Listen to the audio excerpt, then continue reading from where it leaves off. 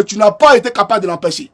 Quand quelqu'un prend une machette et qui veut donner la mort autrui, toi tu as une arme à feu, qu'est-ce que tu fais? Mais tu le tues. Tu le tues. Ça s'appelle de la légitime défense. Quelqu'un qui a une arme, il veut tuer quelqu'un, tu as une arme à feu, tu fais quoi? D'abord tu lances la sommation, dépose son arme. Il ne veut pas déposer, tu tires sur lui. C'est ça la réalité. Mais toi, tu as regardé, ils ont tué Kofi Toussaint devant toi. Tu as fait quoi? Toi les gendarmes, tu vas payer devant l'Éternel. C'est ça la réalité. Mais on va avancer parce qu'il faut qu'on avance. Pour dire que en Côte d'Ivoire, la marche de la cherté de la vie contre la cherté de la vie a été réprimée et annulée. D'accord? Non seulement annulée, mais réprimée. On va avancer. Chers amis africains pour le Côte d'Ivoire, vous allez suivre ici une vidéo. Suivez, c'est parti. Que cela ne peut pas nous intimider, que ça ne peut même pas nous faire baisser garde. Les mains nues, sans violence comme sans faiblesse, nous allons atteindre notre objectif. Vraiment, Ouattara doit retirer cette constitution parce qu'elle n'arrache pas les Ivoiriens. Même s'il y a deux Ivoiriens, nous allons sauver la Côte d'Ivoire. Ça quand même. Ouattara, il a dit à ses partisans qu'il voulait un seul mandat. Ils lui ont donné un deuxième. S'il finit en 2000, qu'il dégage. Vous comprenez? On n'a pas de bonne constitution. Nous allons défendre ce pays.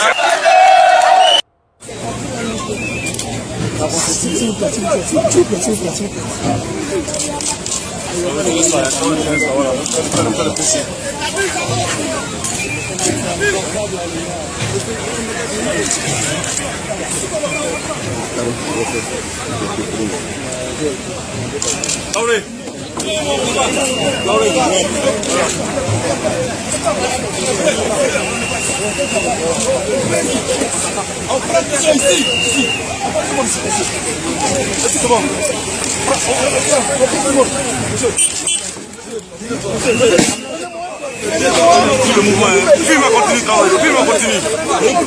Tout le monde.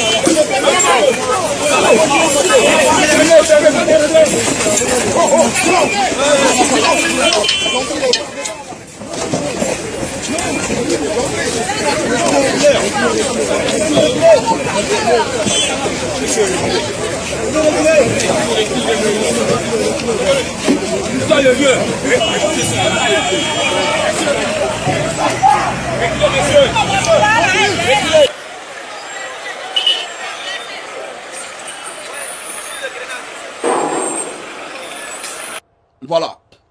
Je tiens premièrement à demander pardon au président Gbagbo pour être revenu sur ces images vraiment pernicieuses et difficiles du président Aboudraman Sangaré. Aboudraman a été brutalisé par la police. Ils l'ont jeté comme un sac de riz d'un véhicule de police. Des députés ont été molestés. Des députés ont été brutalisés. Et vous allez venir nous dire qu'en Côte d'Ivoire, les marches sont autorisées. Que Ouattara est un démocrate. Que les grandes chancelleries ont salué, félicité Alassane Dramane Ouattara. Vous foutez de qui? Vous vous moquez de qui? Parce que vous mangez, dont les autres doivent souffrir. Mais ça fait pitié. Ça fait pitié. Mais vous allez dire quoi demain? Quand ce régime-là ne sera pas là. Parce que les gens de votre trempe, on ne veut plus voir ça. Et on ne les verra plus jamais dans notre pays, la Côte d'Ivoire. On ne les verra plus jamais dans notre pays, la Côte d'Ivoire, faire de la politique. C'est grave. Les Ivoiriens se sont levés pour dire non. Et ils sont allés protester, ils ont été frappés. Tu vas venir t'asseoir pour parler de quoi? Faut suivre ici notre vidéo. Et après, bien entendu, Je pousse ma locution. Suivez ça, camarade. Non, elle doit me lever, madame. Je ne peux pas me lever.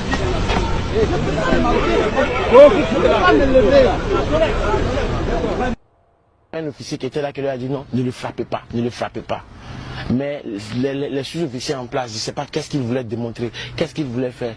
Ils m'ont battu, traîné jusqu'à la voiture. Ils m'ont mis là, ils ont mis 4 éléments de la police autour de moi. J'étais dans la voiture, assis au soleil pendant près de 1h30, voire 2 heures. Derrière ces plaintes, c'est un combat. C'est un combat que je suis en train de mener. Parce que quand on voit ces populations s'attaquer aux institutions de la République, c'est parce que nous avons perdu de vue les fondamentaux. Respecter les lois que nous nous sommes données nous-mêmes. C'est ça le plus important. Quand les justiciables sont tout le temps brimés, quand les justiciables sont tout le temps volés, agressés, violés, ou même tués, et qu'on part porter plainte à la police, ils ne sont jamais rétablis dans leurs droits. Qu'est-ce que vous voulez qu'ils fassent? En gros, c'est une façon pour eux de dire non, ce qui m'est arrivé, il faut que je me rende justice. Donc cette plainte, pour moi, c'est un combat parce que je suis prêt à aller jusqu'au bout. Je vois Olga Otro, de nouveau réveil, en train de se faire gifler au palais, là-bas, au palais de justice et être mis au violon. Mais qui vous a dit qu'elle n'a pas porté plainte? Elle a porté plainte. Mais sa plainte n'est jamais arrivée quelque part. Cyril Djedmel a été tabassé. Qui vous a dit qu'il n'a pas porté plainte? Il a porté plainte. Mais où est-ce que c'est arrivé? Ça n'est arrivé nulle part. Et c'est pour cette raison que je me suis adressé directement au procureur de la République, M. Adou Richard, pour lui dire que pour une fois, il faut qu'il puisse se saisir de cette affaire. Parce que trop, c'en est trop. Des sains citoyens se font tabasser, humilier, nuit et jour. Qu'est-ce que lui fait? Moi, je pense que Adou Richard est un très bon magistrat. Et je pense qu'il va se saisir de cette affaire-là. Il faut que cette affaire soit tirée au clair une bonne fois pour toutes. Parce que si ce n'est pas fait, ok, on comprendra qu'en Côte d'Ivoire, 1, la liberté d'expression n'existe pas. 1, la liberté individuelle n'existe pas. La liberté d'informer n'existe pas. En gros. Vous voyez, il a prononcé le mot « trop c'est trop ». Pour dire que lorsqu'on est exacerbé, lorsque la fibre ethnique est exacerbée, lorsque nous voyons en Côte d'Ivoire un rattrapage ethnique chronique, aigu. D'accord? Et nous voyons une classe de la population qui est oubliée. Et nous voyons que les mécanismes et fonctionnements de l'État ne permettent pas aux citoyens de s'exprimer. Et que la force publique est instrumentalisée politiquement pour faire pression sur la classe prolétaire et l'opposition. Le trop c'est trop devient naturellement fondé. Le trop c'est trop devient naturellement une idéologie. Le trop c'est trop, ça veut dire on a dos au mur, on ne sait plus quoi faire. Parce que vous nous avez tout fait. On a dos au mur. Où aller? Trop c'est trop, tuez-nous. C'est ça. Le trop c'est trop, c'est pour crier son ras-le-bol face à l'injustice, face à l'oppression, face à la discrimination, à la ségrégation raciale, à l'exclusion. Les choses pour lesquelles hier vous avez pris des armes. Vous avez pris des armes hier, c'est pourquoi? C'est pas parce que vous avez dit trop, c'est trop. Que vous avez pris des armes hier. À 2 ans de pouvoir de Gbagbo, vous avez pris des armes. Mais regardez 15 ans de gestion de Ouattara, on peut comparer. 15 ans de gestion de Ouattara. La pauvreté s'est accrue. À Gagnon, on a paupérisé la population. Mais on peut mettre les caméras de surveillance pour surveiller la misère des gens. Parce qu'on a peur des marches. On a peur d'être frappé par un coup d'État. Parce qu'on est venu soi-même au pouvoir par un coup d'État. Donc on a peur. On met les caméras pour surveiller les poussières des Gagnois. Les poussières des Dalois. Les poussières d'Issia. Voilà Ouattara. On peut informatiser le système où il y a l'argent. Mais le peuple meurt. Ça se fait pitié.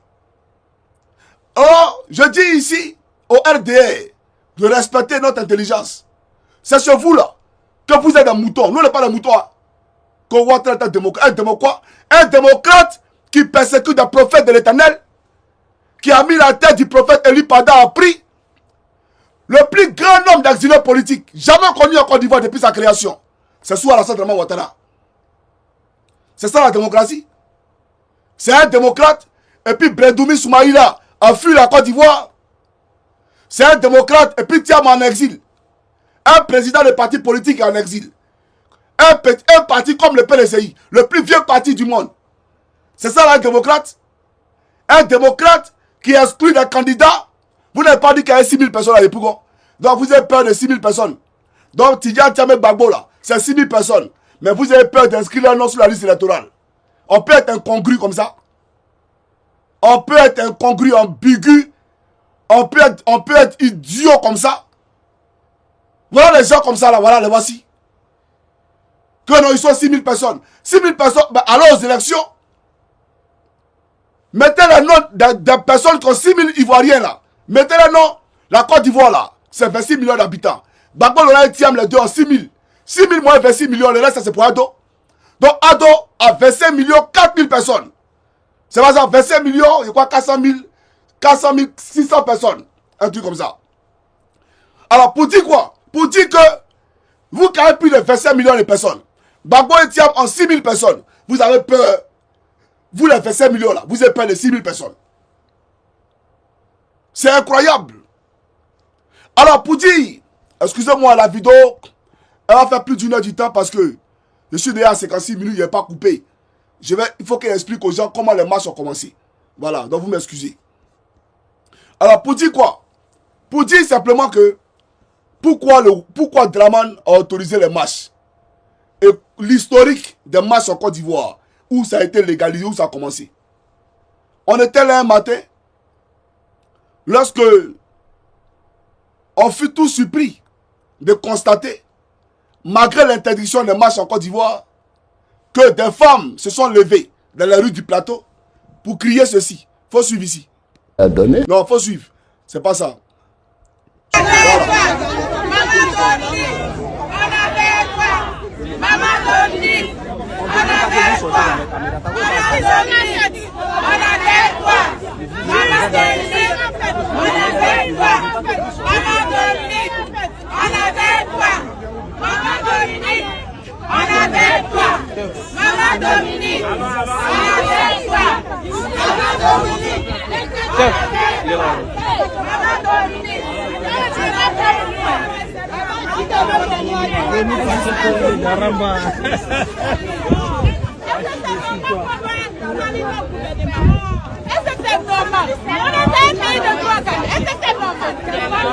Il n'est pas ivoirien ou bien? Ou bien il n'est pas sorti du fait ou bien? Il n'a qu'à le rapatrier.